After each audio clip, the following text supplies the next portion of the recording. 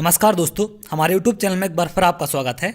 आज मैं आपके लिए एक बहुत ही इंपॉर्टेंट वीडियो लेकर आया हूँ नॉर्मलाइजेशन प्रोसेस पर कि आखिर ये नॉर्मलाइजेशन प्रोसेस होती क्या है, कैसे किसी के मार्क्स कम होते हैं, कैसे किसी के मार्क्स ज़्यादा होते हैं, या हम लोग अक्सर चर्चा करते हैं कि कैसे किसी शिफ्ट को कठिन मान लेते हैं, कैसे किसी शिफ्ट को सरल। तो आज मैं इसको बिल्कुल आसान भाषा में आपको समझाऊंगा और एग्जाम्पल से बताऊंगा आपको कि कैसे शिफ्ट के नंबर कम होंगे या बढ़ेंगे या कैसे उनका नॉर्मलाइजेशन होगा। तो आज हम इसी पर चर्चा करेंगे कि कैसे होता है अंकों का निर्धारण। तो अंकों का निर्धारण आयोग या जो भी एग्ज़ाम लेते हैं नॉर्मलाइजेशन के तहत उनको कैसे कम ज़्यादा करते हैं, इस पर आज हम विस्तृत में चर्चा करेंगे। तो चलिए स्टार्ट करते हैं। जैसे कि आप देखते हैं कि बहुत सारे स्टूडेंटों के नंबर 70 आते हैं, किसी के 80 आते हैं। तो इतने नंबर आने के बाद भी वो श्योर नहीं होते कि उनका सिलेक्शन होगा या नहीं होगा। मुझे बहुत सारे लोग कमेंट करते हैं कि सर मेरे मार्क्स इतने आए हैं, नॉर्मलाइजेशन के बाद क्या चांस है मेरे सिलेक्शन होगा या नहीं होगा। तो मैंने सोचा कि एक छोटा सा वीडियो आपको ज़रूर बनाऊंगा जो नॉर्मलाइजेशन प्रोसेस पर आधारित होगा और आप समझ पाएंगे कि नॉर्मलाइजेशन होता कैसे है और ये पूरी प्रोसेस क्या है और कैसे काम करती है। तो हम बात करते हैं इस पर। सबसे पहले तो बात करते हैं कि क्या होता है नॉर्मलाइजेशन प्रोसेस में। तो ये ज़्यादा तो इसको आप नॉर्मल भाषा में ऐसे समझ सकते हैं कि नॉर्मलाइजेशन सिस्टम के तहत पेपर कितना कठिन था इसका स्तर तय किया जा सकता है।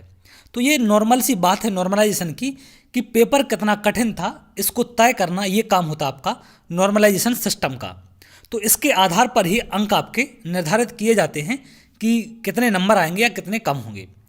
तो जैसे मान लीजिए कि आपके पहले दिन का पेपर कठिन था और उसमें 70 नंबर आते हैं और दूसरे दिन का पेपर सरल था और उसमें 100 नंबर आते हैं। तो अगर आपके 70 नंबर आते हैं कठिन पेपर में तो उनको 100 मान लिया जाएगा और अगर सरल पेपर में 100 नंबर आएंगे तो आपके 70 मान लिए जाएंगे। तो ये होता है नॉर्मल। अगर इसको एग्जाम्पल से समझें आप तो आगे मैं आपको पूरा डिटेल बताऊंगा कि कैसे ये नंबर कम होते हैं, कैसे ज़्यादा होते हैं। तो ये तो नॉर्मल सी बात है कि अगर 70 नंबर कठिन शिफ्ट के हैं तो वो 100 हो जाएंगे और अगर सरल शिफ्ट में 100 नंबर हैं तो वो 70 हो जाएंगे। बैलेंस कर दिया जाता है उनको। तो ये काम होता है इसका। अब नॉर्मलाइजेशन की ज़रूरत क्यों पड़ी या क्यों इसको लाना पड़ा, मेन इंपॉर्टेंट बात ये भी है। तो जैसे कि आप देखते हैं कि अलग अलग इतनी सारी शिफ्टों में एग्जाम हो रहे हैं, तो किसी शिफ्ट का लेवल कठिन आता है, किसी शिफ्ट का लेवल सरल आता है। तो यहाँ पर उम्मीदवार जो हैं ऑब्जेक्शन उठाते हैं, इसका विरोध करते हैं। तो इन सब चीज़ों को रोकने के लिए सरकार या जो भी आयोग है वो नॉर्मलाइजेशन प्रोसेस को लेके आए जिससे उनके साथ न्याय हो सके और प्रोसेस जो है वो उनको नंबर उनके जितने आने चाहिए उतने दिला सके। तो चलिए हम आगे बात करते हैं। अब मैं 3 शिफ्टों के एग्जाम्पल ले रहा हूँ यहाँ पर, शिफ्ट 1, शिफ्ट 2 और शिफ्ट 3। मान लीजिए शिफ्ट 1 में 5 उम्मीदवार हैं, उनके नंबर आते हैं 60, 50, 45, 65 और 55। ये पहली शिफ्ट में नंबर कितने आते हैं? 60, 50, 45 और 55 जो ऊपर लिखे हुए हैं ये नंबर आते हैं। दूसरी शिफ्ट के उम्मीदवार हैं वो पेपर देने जाते हैं तो उनके नंबर आते हैं 100, 80, 70, 90, 95। और तीसरी शिफ्ट में जो कैंडिडेट जाते हैं उनके आते हैं 90, 95, 60, 75 और 80। इस तरीके से कैंडिडेटों के नंबर आते हैं। तो अब इनमें होता क्या है, कैसे नॉर्मलाइज करते हैं इनको। तो जैसे कि आप देख रहे हैं कि ऊपर की जो पहली शिफ्ट है, पहली शिफ्ट में इतने नंबर आए तो इनका माध्य निकाला जाता है। याद रखना क्या निकालते हैं, इनका माध्य निकालते हैं, मीन बोलते हैं इसको इंग्लिश में। इनका मीन निकाला जाता है। मीन का मतलब या माध्य का मतलब होता है औसत। जैसे इतने नंबर आते हैं 60, 65, तो 60 हैं, 50 हैं। अगर मैं इसको क्रम से लिख लूँ कम से लेकर ज़्यादा तक, तो जैसे 45 है, 50 है, 60 है, 45, 50, 55, 60 और 65। ये आपके पहली शिफ्ट के नंबर हैं। तो इनका अगर आप एवरेज निकालते हैं तो आपको 20 का नंबर मिलेगा क्योंकि सबका गैप बराबर है। या फिर आप सभी को जोड़ें और जोड़ के 5 से डिवाइड करें तो आपको पता चलेगा कि उनका मीन क्या होगा। तो पहली शिफ्ट का एवरेज कितना आ गया? 55 मार्क्स। ऐसे ही अगर आप दूसरी शिफ्ट का एवरेज निकालते हैं तो आपको कितना मिलेगा? यहाँ से बीच में नंबर कौन सा है? 85। और थर्ड शिफ्ट का अगर आप निकालते हैं तो थर्ड शिफ्ट में कितना आएगा? 80। तो ये तो होते हैं इनके एवरेज मार्क्स निकल गए यहाँ से कि किस शिफ्ट में कितने एवरेज मार्क्स आ रहे हैं। अब इसके बाद किया क्या जाता है, उनको पता चल गया कि पहली शिफ्ट में जो एवरेज मार्क्स हैं वो 55 हैं, दूसरी शिफ्ट में है 85 और जो आपकी थर्ड शिफ्ट है उसमें कितने हैं? 80 एवरेज मार्क्स हैं। तो इनको अब किया जाता है बैलेंस। बैलेंस कैसे करते हैं? जैसे बीच वाली शिफ्ट के 85 हैं और पहली शिफ्ट के हैं आपके 55 और नीचे की शिफ्ट के हैं आपके 80। तो इन सबको एक लेवल में लाया जाता है। तो आप देख रहे हैं कि यहाँ 85 नंबर हैं, ये सबसे ज़्यादा हैं, तो इनको बढ़ा के भी 85 किया जाएगा, सारे नंबरों को बढ़ा के 85 किया जाएगा। तो एवरेज डिसाइड करते हैं कि कितना एवरेज ले जाना है। तो 55 नंबर है अगर एवरेज, तो उसको 85 पहुँचाएंगे तो कितना नंबर बढ़ाएंगे उनका 30, और 80 नंबर एवरेज है तो इनको कितना बढ़ाएंगे, इनके में बढ़ेंगे +5। क्लियर है। तो इस तरीके से क्या करते हैं, नॉर्मलाइजेशन करते हैं। तो पहली शिफ्ट वालों के 30-30 नंबर बढ़ेंगे और थर्ड शिफ्ट वालों के बढ़ेंगे 5-5 नंबर।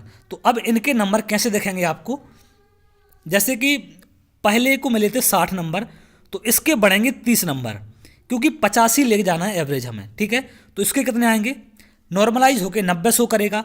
इसके नंबर कितने बढ़ेंगे, 30 बढ़ेंगे, तो 50 का कितना हो जाएगा, ये 80 हो जाएगा। ऐसे ही इसके 30 बढ़ेंगे तो ये 75 हो जाएंगे, और इस तरीके से 30-30 बढ़ के ये नॉर्मलाइज होंगे।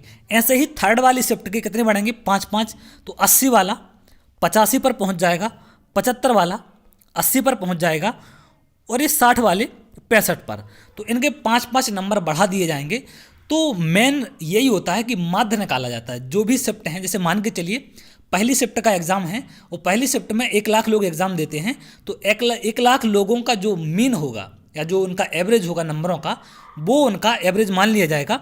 जैसे समझ लें आप पहली शिफ्ट में 1 लाख लोगों ने दिया एग्ज़ाम, और उनका एवरेज मार्क्स आता है 60 नंबर। सभी का एवरेज मार्क्स लें तो 60 नंबर आता है। और दूसरी शिफ्ट वालों ने एग्ज़ाम दिया, उसमें भी 1 लाख लोग हैं, और उनका एवरेज आता है 65 नंबर। क्लियर है। तो यहाँ से नॉर्मलाइजेशन करने के लिए वो क्या करेंगे कि पहली शिफ्ट वालों का एवरेज 60 है, और दूसरी शिफ्ट वालों का एवरेज है 65 नंबर। तो पहली शिफ्ट वालों को भी क्या बनाया जाएगा, 65 बनाने के लिए इनमें 5 को जोड़ा जाएगा। तो 5 जोड़ने से होगा क्या कि 5 जोड़ेंगे तो जितने भी कैंडिडेट हैं पहली शिफ्ट वाले, उन सब के नंबर 5-5 बढ़ेंगे। क्लियर है। सबके नंबर 5-5 बढ़ेंगे, तभी एवरेज 5 बढ़ के 65 पहुंचेगा। तो ये होता है नॉर्मलाइजेशन की प्रोसेस, और इस हिसाब से वो शिफ्टों को डिसाइड करते हैं। तो शिफ्टों को ऐसे डिसाइड किया जाता है कि उनका क्या करते हैं, वो माध्य निकालते हैं। जैसे पहली शिफ्ट का माध्य 55 है, सेकंड शिफ्ट का माध्य 85 है, थर्ड शिफ्ट का माध्य है 80। तो यहाँ से जिसका माध्य सबसे कम होता है वो शिफ्ट सबसे टफ मानी जाती है, और जिसका माध्य सबसे ज़्यादा होगा वो शिफ्ट सबसे आसान मानी जाती है, और इसी हिसाब से उनका नॉर्मलाइजेशन होता है। तो जो शिफ्ट सबसे कम है, या आपने देखा होगा आप एग्ज़ाम दे के आए हैं, तो आपकी शिफ्ट में आपको मार्क्स पता चलते हैं साथ में क्लास वालों के, या जिस लैब में आप बैठते हैं, तो वहाँ हो सकता है कि बहुत कम नंबर आ रहे हों सबके, या किसी शिफ्ट में बहुत ज़्यादा नंबर आते हैं। तो जिसमें ज़्यादा आते हैं इसका मतलब है सिंपल है, वो टफ, वो शिफ्ट सिंपल है, और जिसमें कम आते हैं इसका मतलब है वो थोड़ी टफ है। तो टफ वालों के बिल्कुल नंबर बढ़ेंगे, और सिंपल वालों के नंबर कम बढ़ेंगे। क्लियर है। या उनके वही रहेंगे अगर उनको माध्यम मान लिया गया तो ये डिपेंड करता है कि माध्य किन को माना गया है। अब कभी कभी प्रोसेस ऐसी भी होती है कि जैसे मान के चलिए पहले के जो एवरेज नंबर हैं वो कितने हैं, 50 हैं, दूसरी शिफ्ट वालों के एवरेज नंबर कितने हैं, 60 हैं, और तीसरी शिफ्ट वालों के एवरेज नंबर कितने हैं, 70 हैं। तो कभी कभी वो क्या करते हैं कि नॉर्मलाइजेशन करके मार्क्स को बीच वाले बनाते हैं। बीच वाला बनाने के लिए क्या करते हैं, इनमें तो 10-10 जोड़ेंगे, लेकिन जिनके 70 मार्क्स हैं उनके क्या करेंगे, 10-10 कम कर दिए जाते हैं। तो ये डिपेंड करता है कि आयोग किसको माध्य मानता है, या किसको माध्य मान के, किसको एवरेज मान के वो नॉर्मलाइजेशन कर रहा है। क्लियर है। तो अगर कम नंबर वाले को या बीच वाले नंबर को माध्य मानेगा तो ज़्यादा नंबर वालों के कम होंगे और कम नंबर वालों के बढ़ेंगे। ये अक्सर आप एग्जाम में देखते हैं, जैसे ही रिजल्ट आएगा तो आपको मार्क्स मिल जाएंगे, और अभी इसके बाद रिजल्ट आएगा जो, तो उसमें आपके नॉर्मलाइज होकर मार्क्स आएंगे जो कि फिजिकल के लिए बताएंगे वो उसमें। तो एमपी पुलिस कांस्टेबल के एग्जाम में ये बहुत लोगों को डाउट है, या कोई भी एग्जाम आप दे रहे हों तो नॉर्मलाइजेशन की ये नॉर्मल प्रोसेस है, और इसी तरीके से हर एग्जाम में नॉर्मलाइजेशन होता है। आप कोई भी एग्ज़ाम दे लें, आप एसएससी के एग्ज़ाम दें, रेलवे के एग्ज़ाम दें, या स्टेट लेवल का कोई भी एग्ज़ाम हो, नॉर्मलाइजेशन की ये नॉर्मल प्रोसेस है। नॉर्मलाइजेशन का मतलब होता है माध्य, मतलब हर शिफ्ट का माध्य निकालेंगे और सभी माध्य को बराबर किया जाता है, बस, इससे ज़्यादा कुछ नहीं। तो ये सिंपल सा तरीका है नॉर्मलाइजेशन का। तो बहुत सारे लोगों को इनमें कन्फ्यूज होता है कि कैसे मार्क्स बढ़ते हैं, तो इससे शायद आपको समझ आ गया होगा कि किस तरीके से ये प्रोसेस काम करती है। तो अगर आपको वीडियो अच्छा लगा हो तो वीडियो को लाइक कर लें और चैनल को सब्सक्राइब जरूर कर लें, जिससे आगे आने वाले और भी आपको एनालिसिस मिल सकें। तो चलिए बहुत जल्द अगली वीडियो में मिलेंगे, तब तक के लिए बहुत बहुत धन्यवाद।